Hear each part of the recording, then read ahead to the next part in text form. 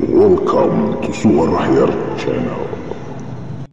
Teman-teman ini ada 12 orang. Indi itu masuk lewat Subta ini, Begitu ada pengumuman mengejar mau keluar, tapi ketika nyampe di kota itu pas waktunya ditutup.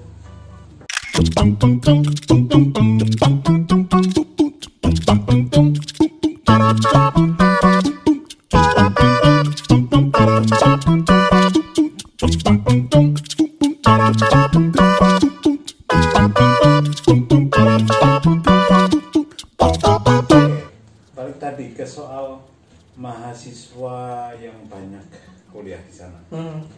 Jumlah ada data? Sekarang mungkin sekitar 300-an kali ya. Roughly sekitar itu.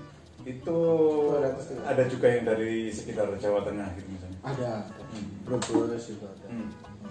Ada. Tadi ono per. Ada. Nah, Pati salah satu dokter, nah ini kulit bintang tuh. Iya. Salah satu dokter, ini keluarga dokter, satu orang Madura, satu orang Pati, ya, teman baik ya, kita juga itu sekarang jadi dosen di IAIN Jogja. Bu Isna, Dr. Isna. Ya. Itu orang Pati. Ada orang Pati ada. Pati, Kudus. Kampungmu ora ada kampung? Burung. Anu ini asli dari Gerobokan. Dari daun, dari godong ya. Saya ingat Hanung dari godong itu ketika suatu kali saya memberi pelatihan di SMA 1 Godong, yang dulu SMA 1 Merapen, berbatasan langsung dengan Api Abadi Merapen. Kemudian siapa ya cah sing lulusan iki? Ternyata ini lulusan SMA 1 Merapen. Dan SMA itu sebenarnya dibikin karena Merapen, karena Api Abadi. Terus Api Abadinya padam terus lagi padam. Nah itu dia. Kapan kali mendengar Api Abadi Merapen padam? Ya sekarang media sosial banyak. Bukan, waktu itu posisimu di Indonesia apa di sana, di Maroko. Bagaimana perasaanmu sebagai putra daerah gitu? Sebenarnya kalau dari sisi pikiran logis itu tinggal nunggu waktu ya. Tinggal nunggu waktu. Tapi sebenarnya kami nasionalismenya kurang nih. Logis kabeh ini. Sebenarnya dari saya masih di SMA, masih di sana itu sudah kepikiran harusnya dibatasi lingkungan sekitar yang memanfaatkan gas untuk rumah tangga. Ya. Karena itu tidak dibatasi, kan gasnya pasti tersedot semua. Suatu saat pasti habis. Pasti habis. Tapi waktu itu bahkan di sekolah kami pun kita ada gas keluar dari pengeboran sumur keluar gas. Nah kalau tidak ya itulah itu sebenarnya waktu itu sudah ini tapi nggak punya kuasa untuk nyegah, itu harusnya dikontrol. Ya. Karena gas metan itu kan kalau nggak dipakai lingkungan sekitar ngumpul di Api Abadi masih tetap akan abadi karena nggak bakal habis itu. Selama ini ya kecuali sekarang mau dibor lagi. Enggak, tapi itu yang saya tanya kan bagaimana perasaanmu? Iya, kami attach dengan Api Abadi. Loh, dulu itu ada SMA itu katanya nih karena ada karena dulu diambil PON, mereka butuh yang cewek-cewek rambut panjang itu yang ngiringi PON, maka ada. Kakak saya termasuk yang rambut panjang itu. Untuk mengiringi PON. Mengiringi pengambilan Api Abadi. Mesti berutang jasa pada Api Abadi Merapen. Iya dong, kami masak Indomie itu pakai sumur gas metan. Pengalamannya luar biasa. Pramuka. Iki podcast apa? Tekan dindi. Ya, ini balik lagi kita ke Maroko lah ya, masih Maroko. Tadi belum selesai cerita Maroko. Ini karena lama nggak ketemu, ngobrolnya kalau begitu. Tiba-tiba cerita soal Api Abadi Merapen. Maroko di perguruan tinggi Maroko itu, bagaimana mereka proses belajarnya serupa yang di Indonesia atau ada hal-hal yang berbeda spesifik? Sama sih, karena kalau berdasarkan ranking kan mereka hampir sama ya. Tapi memang yang luar biasa itu di perguruan tinggi yang basisnya itu memang dari kayak IAIN lah kalau di sini. di sini, termasuk salah satunya yang tempat sekolahnya UAS gitu ya. UAS itu bagus, dulu Sasania namanya. Ada beberapa dokter kita juga keluaran sana. Jadi metode belajar mereka itu menurut saya luar biasa. Karena benar-benar mendetail gitu. Karena ini kan ilmu agama yang tidak bisa main-main, nggak hanya menghafal sekedar. Saya pernah masuk di satu kelas yang sedang merawih hadis gitu, cara mereka bikin pohon hadis. Aku langsung deg-degan nih pas masuk kelas hadis. Kelas ini kita meninjau teman-teman aja ya. Jadi nggak kira ikut kuliah. Oh, kayak iso. Langsung meledak gitu. Jadi apa dia bikin pohonnya, bikin ininya, jadi benar-benar untuk urutan detail, gitu ya? iya, untuk mengecek kesahihan, jadi benar-benar murut, jadi nggak dibikin main-main. Dan ada satu sekolah di Tanjir gitu yang beberapa Tanjir itu nama kota. Tanjir ini perbatasan dengan Eropa. Jadi kalau di Al-Quran Makhrajal Bahrain, itulah di situ di kota itu. Apik cara pengucapannya apik ya. Makhrajal Bahrain. Jadi sak level. Laut yang tidak bercampur itu ada di sana, di kota itu. Ya. Itu. Jadi di kota itu ada satu perguruan tradisional yang berat lah, kan biasanya teman-teman itu agak sedikit berat karena sekolah dari pagi sampai sore, ngapal ini. Seperti pondok pesantren. Seperti pondok pesantren. Dan itu biasanya keluaran dari situ mau kemana aja dilabas sama mereka. Karena memang benar-benar tertempa dengan bagus. Nah, posisi kawan-kawan macam Hanung di kedutaan terhadap para mahasiswa ini bagaimana? Kita ya kalau menggunakan terminologi foreign policy itu perlindungan dan protecting. Kami ini pelindung mereka. Jadi mungkin kalau menggunakan istilah pembinaan kayak zaman dulu banget gitu ya, jadi tidak membina, tapi yang memang membuat teman-teman ini merasa kami inilah penjuru mereka untuk mengeluh, untuk apa biasanya keluhan yang muncul dari mereka itu? Sangun entek. Ini. Jadi kita berusaha untuk melindungi sebagian, tapi yang enggak sampai gitu lah.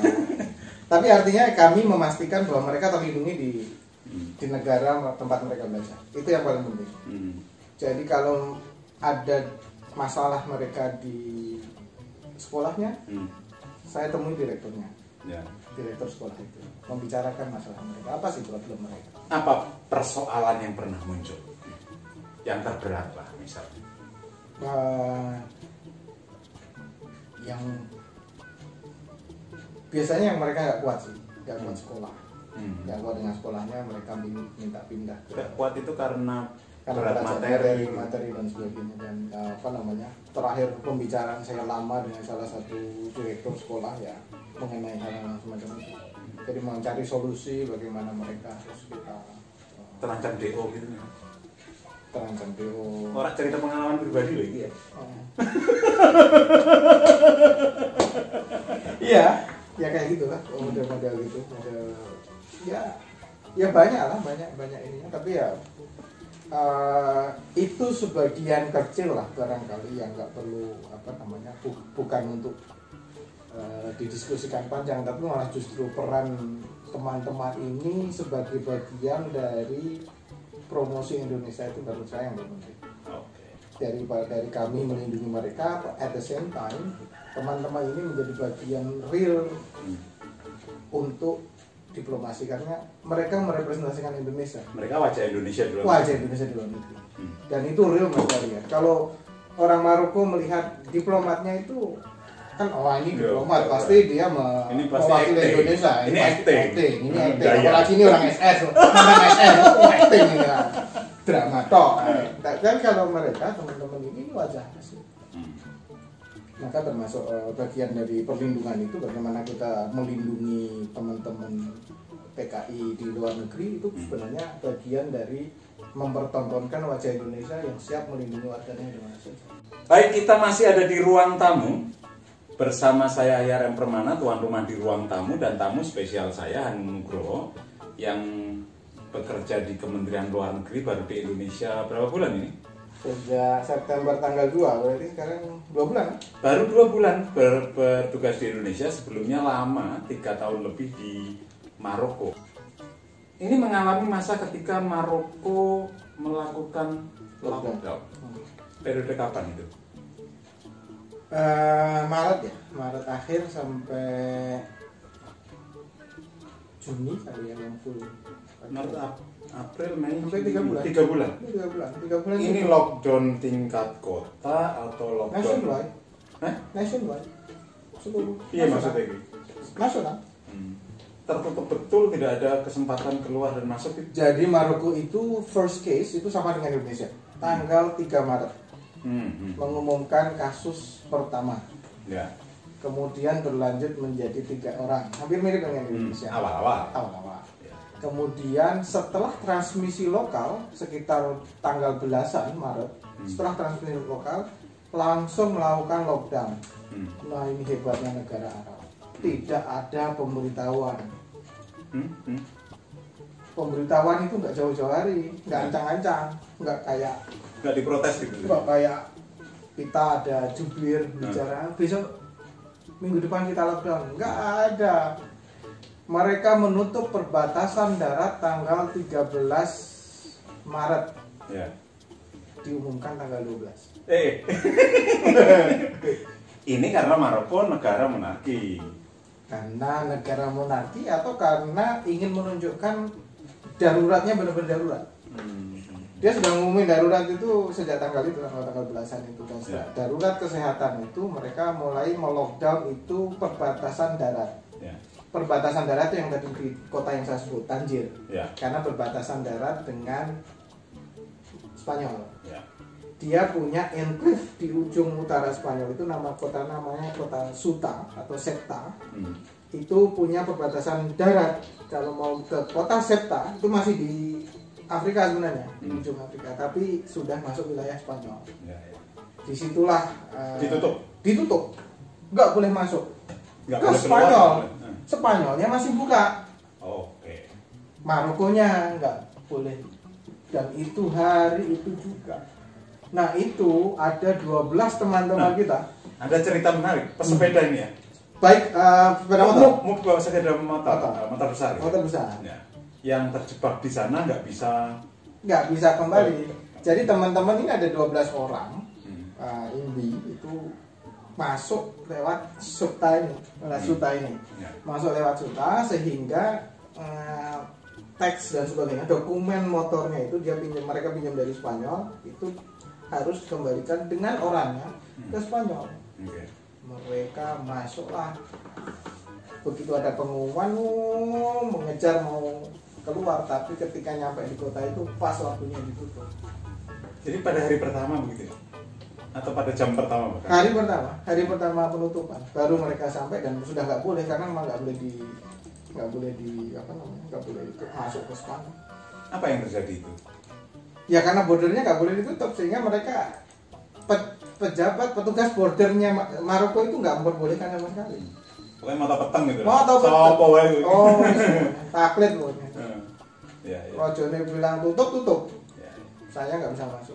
Jadi ya itulah bagian awal-awal itu, dan di bulan-bulan itu tuh sempat rush, sempat gandum habis. Makanan pokoknya gandum ya? Roti. Gandum habis, makanan pokok itu habis semua mereka. Jadi di saat-saat awal itu kita sudah langsung set untuk buffer gitu. Teman-teman mahasiswa kita bikin WhatsApp group untuk pemantauan logistik mereka. Okay. Jadi itu yang kita lakukan. Jadi awal-awal lockdown itu case pertama yang bikers itu yang harus kita pulangkan. Ini jadinya bisa pulang atau tidak? Bisa pulang. Kami menuju ke Tanjir karena kebetulan Tanjir itu 2,5 jam lah dari Rabat, 2,5 jam. 2,5 jam itu kira-kira berapa kilometer? Kebetulan kalau Tanjir itu sekitar 257 km, lebih hampir 300. Kalau pakai ukuran di sini kan 2,5 jam itu nggak bisa. Pasti lah ya, 100 km. Nggak bisa. Ini kebetulan khusus full jalan tol. Oke. Kebetulan juga mobilnya bisa kenceng gitu ya? Iya, mobilnya bisa. Fasilitas negara. Ya, jadi kayaknya kalau digeber 120 itu kayaknya ada yang kurang. Jadi harus ditambah dikit. Ya. Gitu. Jadi sampai sana kita tungguin di borders, teman-teman, kita tungguin di borders, kita berusaha kontak semua pejabat yang memungkinkan, direktur konsuler, direktur, semuanya kita minta bantuannya untuk bisa meloloskan teman-teman yang 12 ini. Walaupun semua senario sudah kita ini kan, tapi akhirnya yang penting cerita akhirnya itu Bisa. alhamdulillah di saat akhir tepat jam 5 sore mereka nyebrang di nyebrang masuk ke wilayah Spanyol. Sayangnya bareng. videonya itu mau tak tunjukin, tapi sayangnya videonya itu dihapus sama tentara sana, karena di sana itu tabu untuk foto yang ada tentaranya. Tentara polisi itu nggak boleh. Jadi waktu teman Itu sudah SOP gitu ya? SOP. Jadi kalau nyuteng itu nggak boleh kelihatan ada polisi atau tentara. Nah, teman yang nyuteng ini nggak segera matiin. Jadi ketahuan sama itu kalau nyuteng, disita, dihapus. Itu salah satu file yang saya kecewa hilang itu.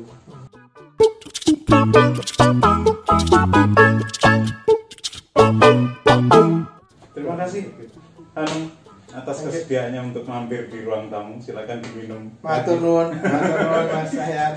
Kapan-kapan kita ada kesempatan untuk ketemu lagi, ngobrol-ngobrol saat lain lagi. Terima kasih untuk Anda yang sudah menyimak dari tadi perbincangan saya dan Hanung. Mudah-mudahan ada manfaatnya. Jika Anda merasa bahwa perbincangan kami ada manfaatnya, silakan share sehingga manfaat itu tersebar lebih luas lagi. Terima kasih untuk Anda yang sudah subscribe, like, komen, yang mudah-mudahan bisa menjadi tambahan energi untuk membuat konten-konten yang semacam ini.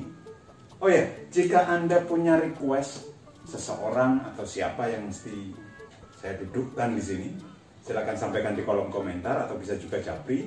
Saya akan berusaha untuk mewujudkan itu. Terima kasih dan akhirnya assalamualaikum warahmatullahi wabarakatuh. Saya RM Permana. Yuk berbagi cahaya.